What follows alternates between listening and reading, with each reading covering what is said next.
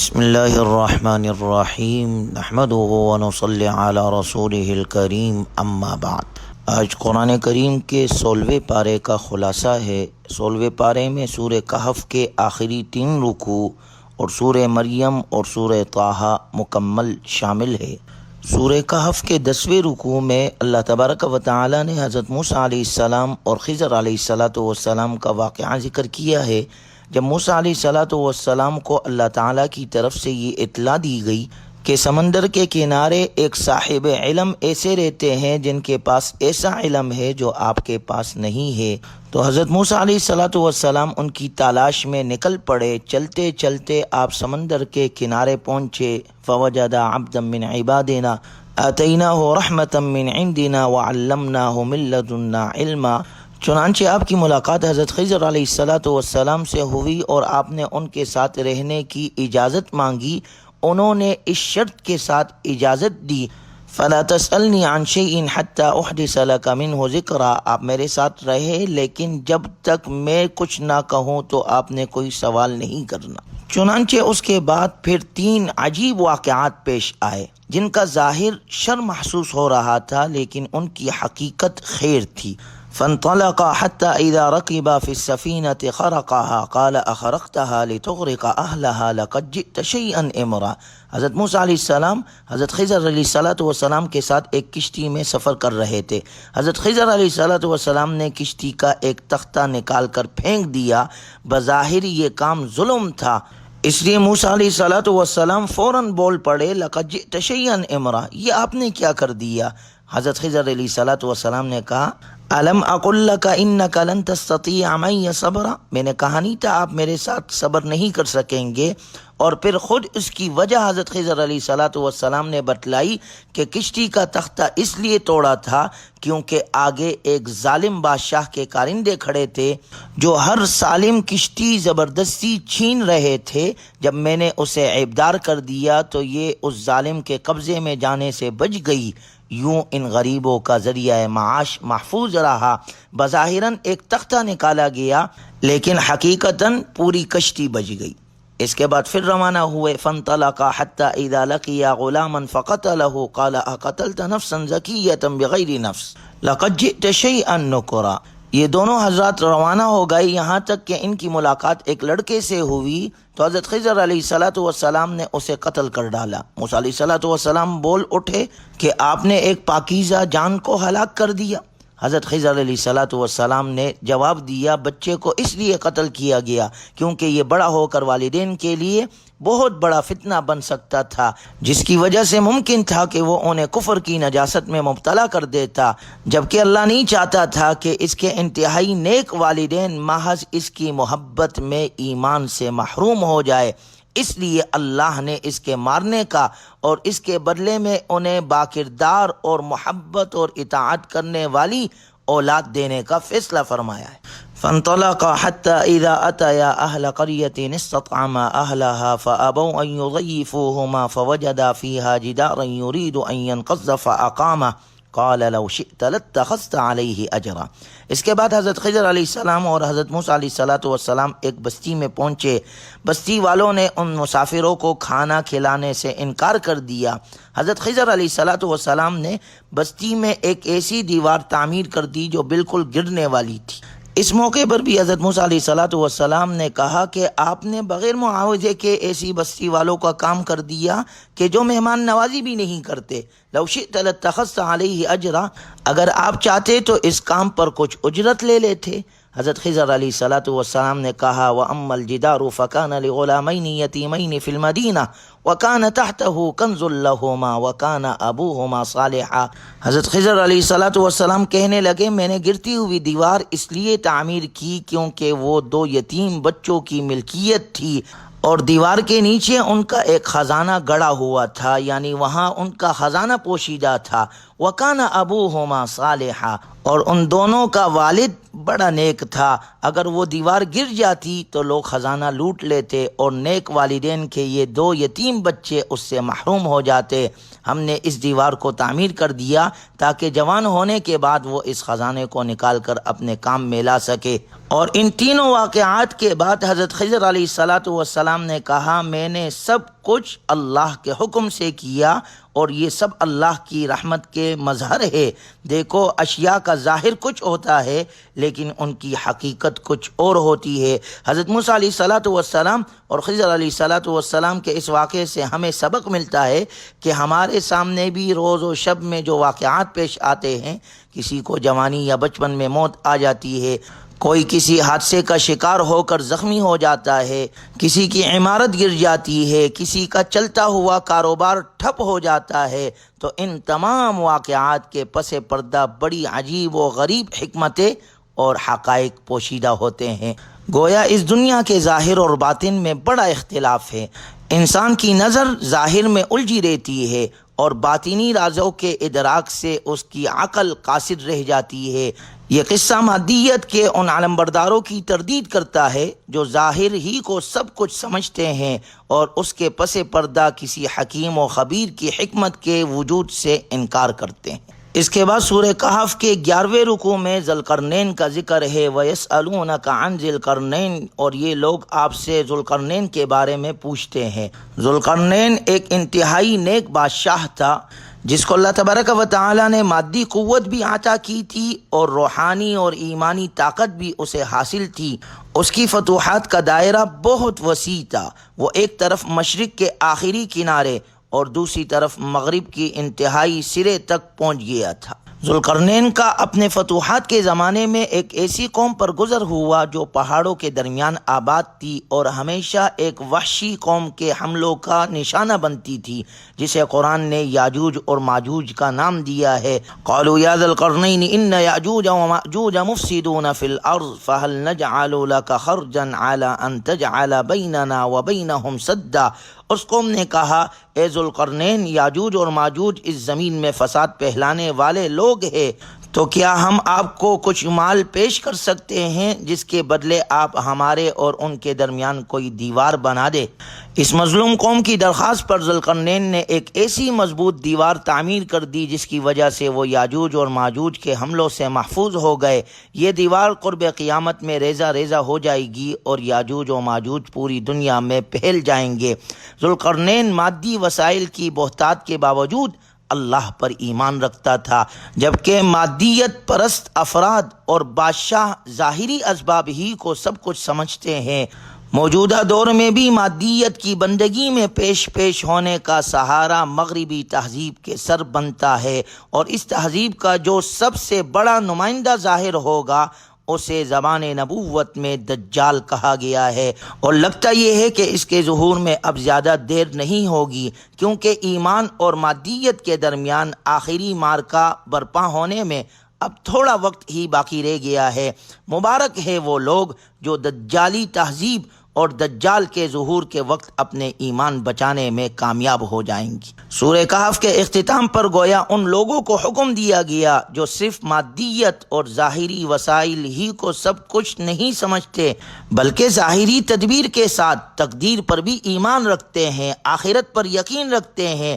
ایسے لوگوں کو حکم دیا گیا، فَمَنْ كَانَ يَرْجُو لِقَاءَ رَبِّهِ فَلْيَعْمَلْ عَمَلًا صَالِحًا وَلَا يُشْرِكْ بِعِبَادَةِ رَبِّهِ أَحَدًا۔ لہٰذا جس کو اپنے رب سے جا ملنے کی امید ہو اسے چاہیے کہ وہ نیک عمل کرے اور اپنے مالک کی عبادت میں کسی اور کو شریک نہ ٹھہرائے۔ اس کے بعد سورہ مریم ہے جو 98 آیات اور 6 رکوعات پر مشتمل ہے۔ چونکہ اس سورت مبارکہ میں حضرت مریم کا قصہ تفصیل کے ساتھ بیان ہوا ہے، اسی نسبت سے اس کو سورہ مریم کہا جاتا ہے۔ اس سورت مبارکہ کے پہلے رکوع میں حضرت زکریہ علیہ السلام کا قصہ بیان ہوا ہے، جو بوڑھے ہو چکے تھے، ہڈیاں کمزور پڑ گئی تھی، بال سفید ہو گئے تھے، اہلیہ بوڑھی بھی تھی اور بانجھ بھی تھی۔ حضرت زکریہ علیہ السلام کی عمر 120 سال اور ان کی اہلیہ کی عمر 98 سال ہو گئی تھی۔ بظاہر اب اولاد ہونا ممکن نظر نہیں آتا تھا، لیکن پھر بھی اللہ کے سامنے انہوں نے ہاتھ اٹھائے اور بیٹا مانگنے سے پہلے بارگاہ الہی میں 3 امور عرض کیے۔ رب انی وہن العظم منی واشتعل الرأس شیبا ولم اکن بدعائک رب شقیا۔ پہلے نمبر پر عرض کیا کہ میں بہت کمزور ہوں، دوسرا یہ کہ میں مایوس نہیں ہوں کیونکہ آپ نے کبھی میری دعا رد نہیں کی، تیسرے نمبر پر اس دعا سے میرا مقصود دین کی منفعت ہے، یرثنی و یرث من آل یعقوب، جو میرا بھی وارث ہو اور یعقوب علیہ السلام کی اولاد میں سے بھی وراثت پائے، چونکہ انبیاء کی وراثت مال و دولت نہیں ہوتی بلکہ علوم نبوت کا میراث پانا مراد ہوتا ہے، یہاں پر یہی مراد ہے۔ لیکن ساتھ ہی یہ درخواست بھی کی کہ بیٹا ایسا عطا فرمانا جس سے تو بھی خوش ہو اور تیرے بندے بھی خوش ہو، یعنی کتنی شاندار دعا ہے کہ ہم بھی جب اللہ سے دعا کریں کہ اللہ اولاد عطا فرما تو نیک ہو، فرما بردار ہو، تجھے اور ہمیں راضی کرنے والا ہو۔ اللہ تعالیٰ نے حضرت زکریا علیہ السلام کی یہ دعا قبول فرمائی اور انہیں بشارت دی، اِنَّا نُبَشِّرُكَ بِغُلَامٍ اسْمُهُ یحییٰ، اے زکریا ہم تمہیں ایک ایسے لڑکے کی خوشخبری دیتے ہیں جس کا نام یحییٰ ہوگا، لم نجعل لہ من قبل سمیہ، اس سے پہلے ہم نے اس کے نام کا کوئی اور شخص پیدا نہیں کیا۔ گویا بیٹے کی بھی بشارت سنائی اور بیٹے کا نام بھی اللہ نے خود رکھا، گویا کتنا مبارک نام ہے۔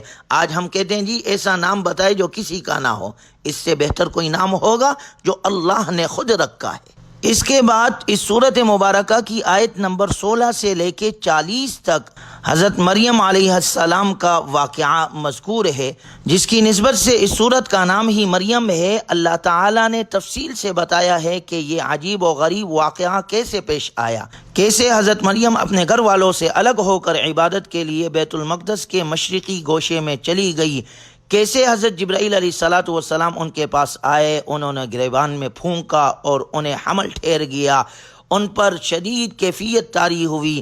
ولادت کے بعد جب بچے کو اٹھائے ہوئے اپنے قوم کے پاس آئی تو یہودیوں کی زبانیں کھل گئی۔ حضرت مریم نے اللہ کے حکم سے اپنے بیٹے کی طرف اشارہ کیا، فاشارت الیہ، تو ماں کی گود میں لیٹے ہوئے بیٹا بولنے لگا، اور حضرت عیسیٰ علیہ السلام کی زبان سے سب سے پہلا کلمہ جو نکلا وہ یہ تھا، انی عبد اللہ، یقیناً میں اللہ کا بندہ ہوں۔ گویا دنیا رنگ و بو میں قدم رکھنے کے بعد زندگی کے اس موڑ پر، جبکہ ابھی آپ بولنے کی عمر تک نہیں پہنچے تھے، معجزانہ انداز میں اپنی والدہ کی پاک دامنی بتانے کے لیے بولے بھی تو آپ کی زبان سے پہلا کلمہ ہی ایسے نکلا جو آپ کے بارے میں غالی قسم کے عیسائیوں کی بنائی گئی شرکیہ عمارت کو دھڑم سے گرانے کے لیے کافی ہے۔ آپ نے اپنے اسی اعجازی خطاب میں فرمایا، مجھے اللہ تعالیٰ نے 6 اعزازات سے سرفراز فرمایا ہے۔ پہلے نمبر پر یہ، انی عبد اللہ، میں بندہ ہوں، نہ رب ہوں نہ رب کا بیٹا ہوں۔ دوسرے نمبر پر آتانی الکتاب، مجھے وحی اور نبوت عطا کی گئی ہے۔ تیسرے نمبر پر وجعلنی مبارکا، اللہ نے مجھے مبارک بنایا ہے، میرا وجود لوگوں کے لیے برکت اور رحمت کا باعث ہے، میں خیر کا معلم اور امت کے لیے نافع ہوں۔ چوتھے نمبر پر یہ کہ مجھے دوسرے انبیاء کی طرح شرعی امور اور عبادات کا مکلف بنایا گیا ہے، ان میں سے نماز اور زکوٰۃ کا آپ نے خاص طور پر ذکر فرمایا، وَأَوْصَانِي بِالصَّلَاةِ وَالزَّكَاةِ مَا دُمْتُ حَيًّا، جو کہ ان دونوں عبادتوں کی اہمیت اور عظمت کی دلیل ہے۔ پانچویں نمبر پر وَبَرًّا بِوَالِدَتِي، کہ میں اپنی والدہ کا فرما بردار اور اپنے عزیز و اقارب کا خدمتگار ہوں، میری طبیعت میں تواضع ہے، تکبر اور غرور نہیں۔ چھٹا یہ کہ مجھے دنیا اور آخرت میں امن اور سلامتی کی خوشخبری سنائی گئی۔ حضرت عیسیٰ علیہ السلام کے اعجازی شان لی ہوئی ولادت یہود و نصارہ کے درمیان اختلاف کا باعث بن گئی۔ عیسائیوں نے انہیں ابن اللہ، اللہ کا بیٹا قرار دیا، تو یہودیوں نے معاذ اللہ ولد الزنا کہنے میں کوئی شرم محسوس نہ کی۔ گویا عیسیٰ علیہ السلام عبد اللہ ہے، اللہ کے بندے ہیں، اللہ کے بیٹے نہیں۔ لوگوں نے ان کے بارے میں بلا دلیل اختلاف کیا اور انہیں معبود بنایا۔ اس اختلاف کا نتیجہ قیامت کے دن ظاہر ہوگا اور اللہ تعالیٰ ان کے درمیان فیصلہ فرمائے گا۔ سورت کے تیسرے رکوع میں حضرت ابراہیم علیہ السلام کا اپنے والد کو بڑے حکیمانہ اسلوب میں دعوت دینے کا ذکر ہے۔ کہنے لگے یا ابت لم تعبد ما لا يسمع ولا يبصر ولا يغني عنك شيئا، اے ابا جان آپ ان بتوں کی کیوں عبادت کرتے ہیں جو نہ سنتے ہیں نہ دیکھتے ہیں اور نہ نفع اور نقصان پہنچانے کا اختیار رکھتے ہیں؟ میری پیروی کیجئے، میں آپ کو اللہ کی توفیق سے سیدھی راہ کی طرف لے جاؤں گا۔ اگر آپ نے ایسا نہ کیا تو شیطان کے ساتھی قرار پائیں گے اور اس کے ساتھ برے انجام سے دوچار ہوں گے۔ والد نے غصے میں آ کر کہا اے ابراہیم میرے گھر سے نکل جاؤ ورنہ میں تمہیں سنسار کروں گا۔ حضرت ابراہیم علیہ السلام سلام کہہ کر گھر سے نکل گئے۔